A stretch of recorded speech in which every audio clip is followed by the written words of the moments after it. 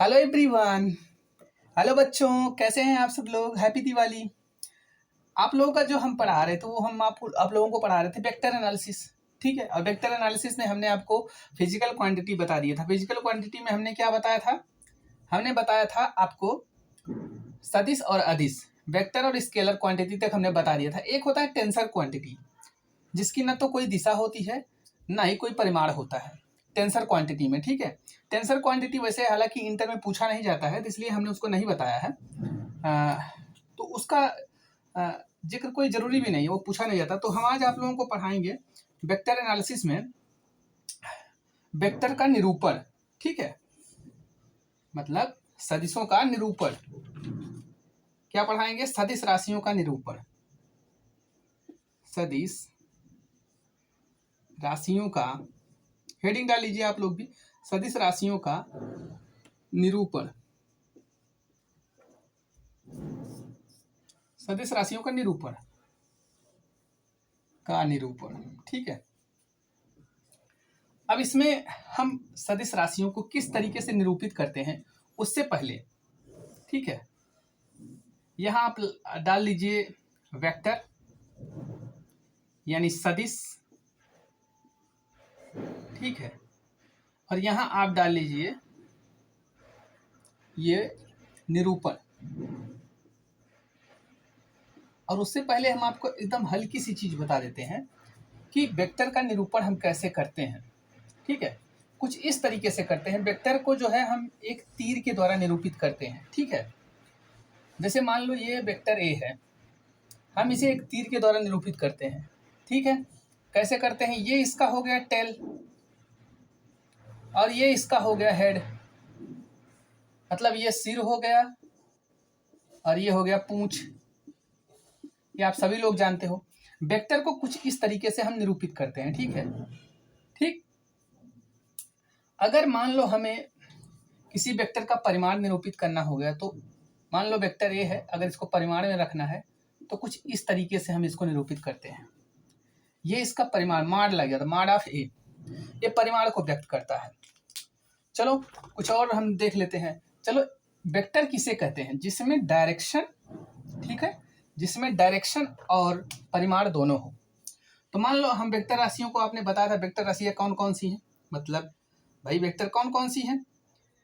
भार, ठीक है, बल, वेग,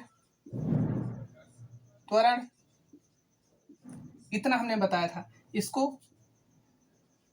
W से डिनोट करते हैं, इसको F से डिनोट करते हैं, इसको V से डिनोट करते हैं, इसको A से डिनोट करते हैं। अगर हमें इनका वेक्टर निरूपण करना हो गया, ठीक है, किस तरीके से करेंगे? वेक्टर निरूपण यहां लिख लो, वेक्टर यानी सदिश निरूपण। इसे लिखा हुआ है, सदिश राशि है, इनका निरूपण W है तो इसको W ऐसे लिखेंगे। ऐसे भी निरूपित करते हैं। और अगर इसको गाढ़ा कर दोगे आप, काफी गाढ़ा, इसको बनाने में आपको समय लग रहा है, देखो, इसलिए हम लोग इसका यूज बहुत कम करते हैं। तो ये हो गया इस तरीके का एक, और एक इस तरीके का हम निरूपित कर सकते हैं। और एफ को इसके ऊपर एक एरो लगा देते हैं जो परिमाण और दिशा दोनों को व्यक्त कर रहा है। और या तो इसको खूब गाढ़ा कर दो आप, गाढ़ा करने को भी, जैसे गाढ़ा कर दिया आप एफ को, तो वो भी वेक्टर को ही व्यक्त कर रहा है। भी ये देखिए डायरेक्शन, ये जो एरो लग रहा है ना, ये इसका टेल है, इसका हेड है। और ये जो देख रहे हैं ये लंबाई, ये परिमाण को व्यक्त करता है। जैसे ही इस पे एरो लगता है, ये जैसे ही एरो लगता है, तुरंत ये दिशा को भी साथ साथ व्यक्त करने लगता है, परिमाण और दिशा को। ये जो है ये परिमाण को व्यक्त करता है, परिमाण यानी लंबाई, इसका पहला नाम लंबाई है। ठीक है, इसको ध्यान में रखिएगा। कोई भी वेक्टर को व्यक्त करने से पहले हम इसको अगर मिटा दें तो ये परिमाण को व्यक्त कर रहा है, यानी लंबाई को व्यक्त कर रहा है। जैसे ही इसमें एरो लगाए, ये दिशा को भी व्यक्त करने लगता है। ठीक है, आपको समझ में आ रहा होगा। चलिए त्वरण को देख लेते हैं। त्वरण ए है, ठीक है, ए को इसके ऊपर एरो लगा देंगे तो वेक्टर ए हो जाएगा। और इस भी को भी गाढ़ा भी बना दो, ये भी वेक्टर को ही डिनोट कर रहा है। और ये भी जो है गाढ़ा बना दोगे तो ये भी वेक्टर को डिनोट कर रहा है। अगर तीर नहीं लगाने का मन है तो इसमें समय लगेगा, ऐसे में तीर लगाते हुए चले जाएंगे तो वेक्टर के परिमाण और दिशा को दोनों को निरूपित करता है। अभी आपको हमने बताया ये लंबाई है, इसी लंबाई को ही परिमाण कहते हैं, और ये एरो लगा दिया, ये हेड है, ये शीर्ष को ही हम क्या कहते हैं, डायरेक्शन से शो करते हैं, और इसको बाद में कैप के रूप में यही परिवर्तित हो जाता है, जिसको हम कहते हैं एकांक सदिश। ठीक है, यूनिट वेक्टर कहते हैं। यूनिट वेक्टर के बारे में भी आगे चर्चा करेंगे। इसके पहले हो गया सदिशों का ये निरूपण हो गया। अब हम आपको ग्राफिकल निरूपण बताते हैं, कैसे ग्राफिक निरूपण होता है वेक्टर का। ग्राफिकल निरूपण का मतलब ये है कि कैसे हम ग्राफ के तरीके से इसको निरूपित करते हैं। जैसे मान लो कोई कार है या कोई ट्रक है, 10 मीटर पर सेकंड के वेग से ना चल रही है पश्चिम के साइड। अब पहले इससे पहले ये जान लो, ये है दिशा का पहले ज्ञान होना चाहिए। ये है पूर्व, ये है उत्तर, ये है पश्चिम। ठीक है, ओ सॉरी, ये उत्तर है, ये है दक्षिण, और ये है पश्चिम। ठीक, तो इसका ज्ञान होना चाहिए। इधर पूर्व है, इधर पश्चिम है, इधर उत्तर है, इधर दक्षिण है। ऊपर उत्तर होता है, नीचे दक्षिण होता है, इसका ज्ञान होना चाहिए। जैसे हमने आपको कहा कि एक ट्रक 10 मीटर पर सेकंड के वेग से, यानी यहाँ भी बराबर दिया है 10 मीटर पर सेकंड, ठीक है, के वेग से पूर्व की दिशा में चल रहा है, पूर्व की दिशा में चल रहा है, और वहीं दूसरी ट्रक 20 मीटर पर सेकंड के वेग से पश्चिम की तरफ चल रहा है। ऐसे करोगे तो अपोजिट डायरेक्शन में हो जाएगा, पश्चिम नहीं कहेंगे। भी 10 मीटर पर सेकंड के वेग से पहली ट्रक जो थी, पहली ट्रक वो 20 मीटर पर सेकंड के वेग से वो पूर्व की तरफ चल रही थी, दूसरी तरफ उत्तर की तरफ चल रही थी। ठीक है, अब दूसरी जो है V1 की चाल ये हो गई, V2 की चाल हो गई, वो उत्तर की तरफ चल रही थी 20 मीटर पर सेकंड की चाल से। तो ये थोड़ा लंबा पैमाना लग रहा है ना, इसको हम छोटा बनाते हैं। ठीक है, छोटा बनाने के लिए हमने आपको पैमाना पढ़ाया था। हम इसको मान लेते हैं 5 किलोमीटर 5 मीटर पर सेकंड बराबर मान लेते हैं 1 सेंटीमीटर। ठीक है, हम मान लेते हैं, चलो मान लिया। अगर हमने इसको 5 मीटर पर सेकंड को 1 सेंटीमीटर मान लिया, तो 10 मीटर पर सेकंड बराबर कितना हो जाएगा, 2 सेंटीमीटर हो जाएगा, और इसका हो जाएगा 4 सेंटीमीटर। कुछ इस तरीके से हो जाएगा। आप पैमाना बदल भी सकते हो, कोई जरूरी नहीं है कि 10 ही लो, आप 20 कर दो, इसको 30 कर दो, तो यहाँ बदल जाएगा, यहाँ 4 हो जाएगा, यहाँ कुछ और हो जाएगा, इस तरीके से। ठीक है, तो हमने ये लिया है, तो आप इसको कैसे दर्शाओगे, ग्राफिकल निरूपण कैसे करोगे। मान लो ये, ठीक है, इसको अगर हम मान ले ए, इसको अगर हम मान ले बी, तो वेक्टर ए कहाँ चल रहा है, वेक्टर ए हमने कहा कि ये पूर्व की तरफ चल रहा है, और ये कहाँ चल रहा है, दक्षिण की तरफ चल रहा है। ठीक है, अगर आप और बदलना चाहते हो तो और भी बदल सकते हो। पहला हमने कहा पूर्व की तरफ किधर है, तो वेक्टर ए को हमने दर्शा दिया 2 सेंटीमीटर, वेक्टर ए पूर्व की तरफ चल रहा है, पूर्व इधर है। अब दूसरा कहा है वेक्टर बी, ये कहाँ चल रहा है, ये दक्षिण की तरफ चल रहा है, वेक्टर बी। ठीक है, इसे मान लेते हैं। तो कुछ इस तरीके से ग्राफिकल रिप्रेजेंटेशन होता है दिशा का, ये पूछा जाता है। ठीक है, तो अब जो हमारा अगला टॉपिक है, यहाँ तक आपको समझ में आ गया होगा। अगर नहीं समझ में आता तो कमेंट बॉक्स पे कमेंट करिए। वैसे हमें नहीं लग रहा है इतना सरल चीज़ आपको समझ में नहीं आएगा, ये बहुत सिंपल चीज़ें हैं, लेकिन फिर भी मैंने आपको बता दिया, इसलिए बता दिया ताकि कुछ छूटने ना पाए आपका, छोटी से छोटी चीज़ें भी छूटने ना पाए।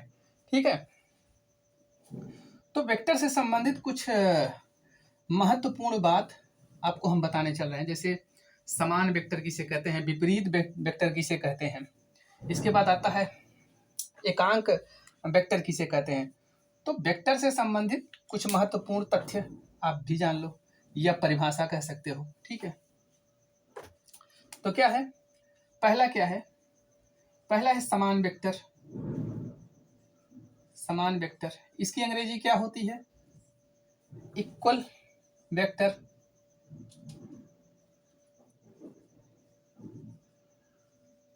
इक्वल वेक्टर इसको बोलते हैं। इक्वल वेक्टर हम किसको बोलते हैं, ठीक है, जब हम किसी सदिश राशि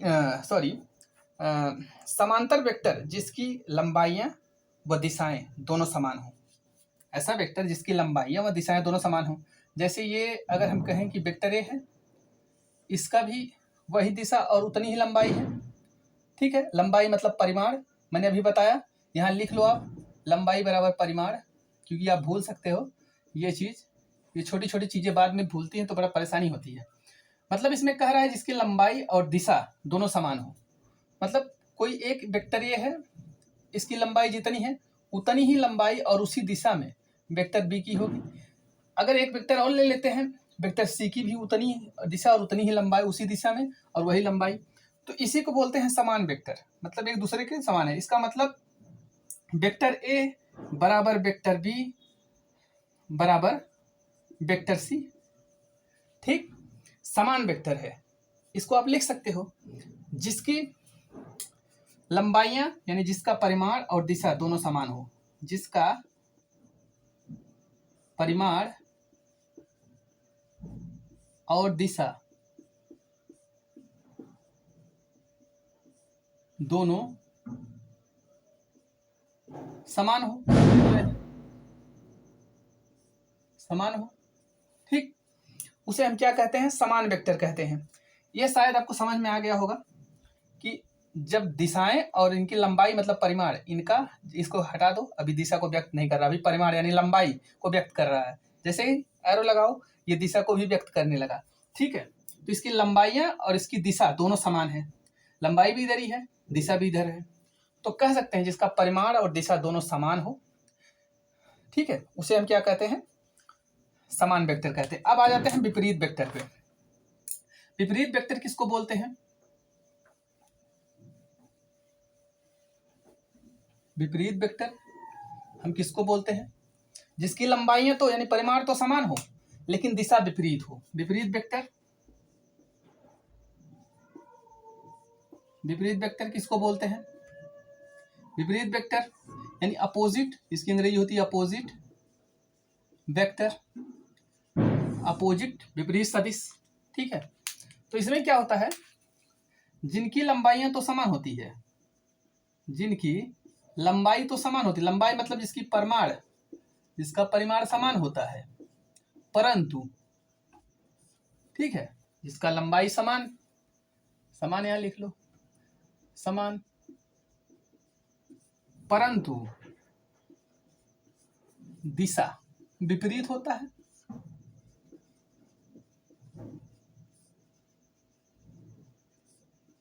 दिशा विपरीत होता है, उसे क्या बोलते हैं, उसे बोलते हैं विपरीत वेक्टर। इतना आपको समझ में आ गया होगा। अब कैसे, देखिए हम आपको समझाते हैं।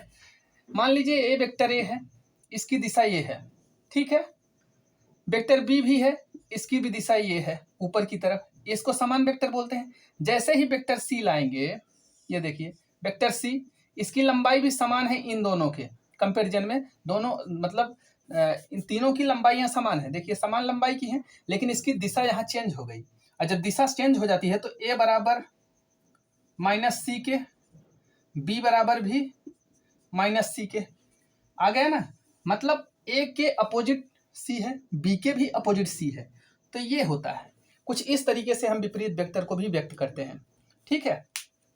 अब आगे अगर हम देखें तो हमारा आता है एकांक सदिश, जो कि इतना ज़्यादा इम्पोर्टेंट है, ये हर मतलब एग्जाम में सवाल इससे आ ही जाता है। एकांक सदिश आप बहुत ध्यानपूर्वक समझिएगा, और ये लास्ट टॉपिक होगा आज का, क्योंकि आज बहुत ज़्यादा शोर शराबा है, आपको भी मालूम है, आज दीपावली है, बड़ा ही पावन त्यौहार है हम लोगों का, जो कि सबसे बड़ा त्यौहार माना जाता है हिंदुओं में, ठीक है। तो आज हम आप लोगों को सबसे इम्पोर्टेंट, इसको इम्पोर्टेंट में कर लो, इम्पोर्टेंट यूनिट वेक्टर पढ़ाने जा रहे हैं। यूनिट वेक्टर, यूनिट वेक्टर का मतलब होता है एकांक सदिश, एकांक सदिश, ठीक है। एकांक सदिश किसको बोलते हैं भाई, इसमें सिर्फ डायरेक्शन की जरूरत होती है। कुछ राशियां, भौतिक राशियां ऐसी होती हैं जिनमें सिर्फ डायरेक्शन की जरूरत होती है। इसी का यूज करने के लिए, मतलब इसी को सेटिस्फाई करने के लिए हमने एकांक वेक्टर को लाया है।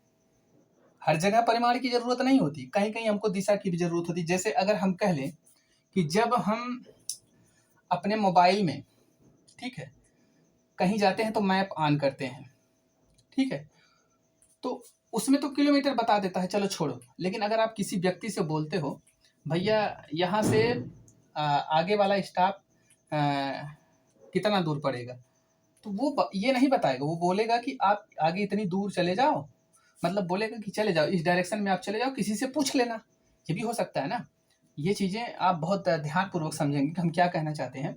यूनिट वेक्टर सिर्फ दिशा को व्यक्त करता है। जैसे रोड पे आप जाते हो तो देखते हो जो एरो का निशान लगता है, ये इधर से सड़क मुड़ी हुई है, इधर आगे खतरा है, ठीक है, तो ये जो है सिर्फ डायरेक्शन को व्यक्त करता है, ठीक है, ये ना कि कुछ और व्यक्त करता है। तो इसका मतलब ये है कि इसमें सिर्फ डायरेक्शन की जरूरत होती है, इसमें परिमाण की जरूरत नहीं होती है, इसकी कोई यूनिट नहीं होती है, इस नो डायमेंशन, ठीक है। इसका मैग्नीट्यूड 1 होता है, एकांक वेक्टर का मैग्नीट्यूड 1 होता है, जिसका परिमाण, इसको लिख लो, जिसका परिमाण 1 हो, ठीक है, जिसका परिमाण 1 हो, एक हो, उसे एकांक सदिश कहते हैं। इस बात को बहुत ध्यान देना, एकांक सदिश कहते हैं। जिसका परिमाण 1 हो उसको एकांक सदिश कहते हैं, ठीक है। तो अब हम क्या कहते हैं, जैसे अगर मान लो कोई वेक्टर ए है, जैसे, ठीक है, ये वेक्टर ए है, इसको ऐसे लिखेंगे तो आप कहोगे क्या लिख दिए, ये वेक्टर ए ऐसे नहीं होता है, वेक्टर ए है, दो ऐसे फ्लो में कर देते हैं, ये वेक्टर ए है। अब ए वेक्टर बोल रहा है कि हमको वेक्टर बनना है, ठीक है, हमको सदिश बनना है, तो इसको क्या क्या जरूरत होगी। कोई भी सदिश राशि को सदिश बनने के लिए क्या जरूरत होती है, किसी भी भौतिक राशि को सदिश बनने के लिए क्या क्या जरूरत होती है। मान लो फिजिकल क्वांटिटी है, इसको सदिश राशि बनना है, तो क्या क्या जरूरत पड़ेगा इसको। भाई जाहिर सी बात है, इसको परिमाण की जरूरत होगी और दिशा की जरूरत होगी, है कि नहीं। हमने बताया सदिश राशियां किसे कहते हैं। सदिश बनने के लिए परिमाण और दिशा दोनों की आवश्यकता पड़ती है। तो जाहिर सी बात है इसका परिमाण होगा माड़े, माड़ आफे, और दिशा होने के लिए भाई, अब इसकी दिशा अगर हम किसी और चीज का इसमें गुणा कर दें, ताकि मतलब ऐसी क्वांटिटी का गुणा करें ताकि परिमाण में कोई चेंज ना हो, लेकिन ये पूर्ण भी हो जाए, सेटिस्फाई भी हो जाए। तो अगर हम कहें कि जैसे मान लो, मतलब यहाँ देखो, अगर हम मान लें कि ये 1 है, 1 में हम किसका गुणा करें कि 1 ही हो। एक है, एक में मतलब क्या ऐसा करें कि एक ही रहे, तो हम इसमें 1 का गुणा करते हैं ना। तो कुछ इस प्रकार से ये भी है, ठीक है। तो मतलब हम किस चीज का गुणा करें ताकि ये 1 ही रहे। तो हमने बताया कि किसी डायरेक्शन का गुणा कर दो। डायरेक्शन मतलब यहाँ पे ए कैप, ये डायरेक्शन को शो करता है। अभी हमने बताया जो आगे का जो ये सिरा होता है, मतलब हेड होता है, वो डायरेक्शन को व्यक्त करता है। इसे मिटा दो, परिमाण को व्यक्त करता है। जब तक एक ऐप से गुणा नहीं करोगे तब तक ये स्केलर क्वांटिटी मानी जाएगी। सिर्फ इसके पास परिमाण है, 5 है, 6 है, 7 है, ठीक है, सिर्फ परिमाण है, तब तक ये क्या मानी जाएगी, ये स्केलर क्वांटिटी मानी जाएगी, मतलब अदिश राशि मानी जाएगी। लेकिन जैसे ही आपने डायरेक्शन का गुणा किया, ये कंप्लीट हो गया। और यूनिट वेक्टर ए का मान होता है 1, तो सोचो 1 का इसमें गुणा करोगे तो मान ऑफ ए फिर आ जाएगा, और ये सेटिस्फाई हो गया कि ये एक वेक्टर बन गया, ए एक वेक्टर राशि बन गया, सदिश राशि बन गया, ठीक है। यही इसमें बताया गया है। और अब इसका फार्मूला कैसे लाते हैं, अगर हमको एकांक सदिश लाना है, एकांक सदिश मतलब इसका वैल्यू लाना है, तो ए वेक्टर बटा माड ऑफ ए। और माड ऑफ ए की वैल्यू निकालने के लिए हमें क्या करना पड़ता है, रूट में वैल्यू का स्क्वायर कर देना पड़ता है। जैसे मान लो ए है तो ए का स्क्वायर, अगर और राशि दी गई है तो बी का स्क्वायर, ठीक है। परिमाण निकालने के लिए अंडर रूट करना पड़ता है। तो हम आपको एक क्वेश्चन के माध्यम से समझाते हैं, ठीक है। इतना आप समझ गए होंगे कि क्या चीज़ें हैं इसमें। इसमें यूनिट वेक्टर में ये बताया गया है कि यह इसका परिमाण 1 होता है। इसमें सिर्फ डायरेक्शन की जरूरत होती है, परिमाण की जरूरत नहीं होती। कुछ भौतिक राशियां ऐसी होती हैं जिनमें सिर्फ और सिर्फ डायरेक्शन की जरूरत है, परिमाण की जरूरत नहीं होती है, इसलिए एकांक सदिश को लाया गया है, ठीक है।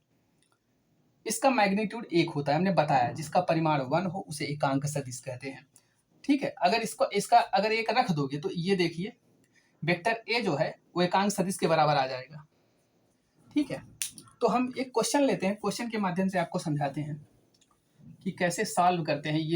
ये बहुत ही इम्पोर्टेंट है, ये जो अभी हमने आपको बताया। एकांक सदिश ए कैप इसको पढ़ते हैं। A cap is equal to vector A upon mod ए।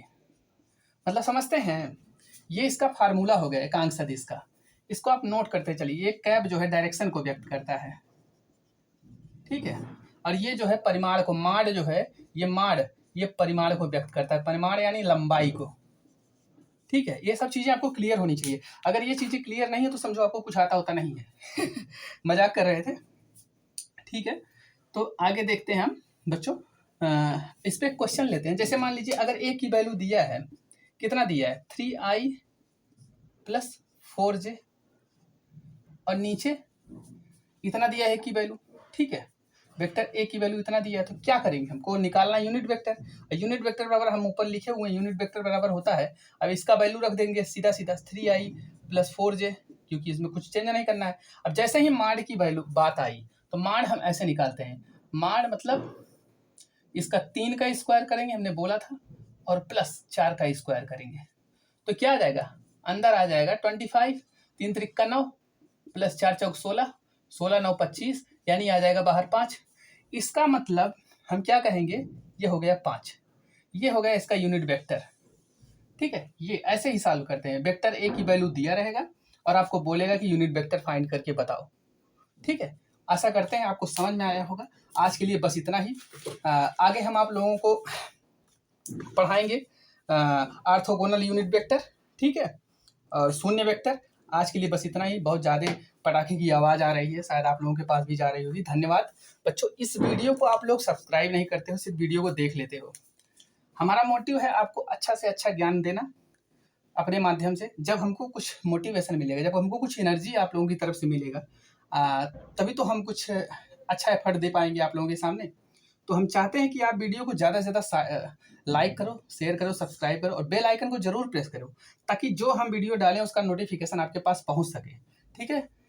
धन्यवाद दोस्तों, good night, thank you very much, इतना टाइम देने के लिए धन्यवाद।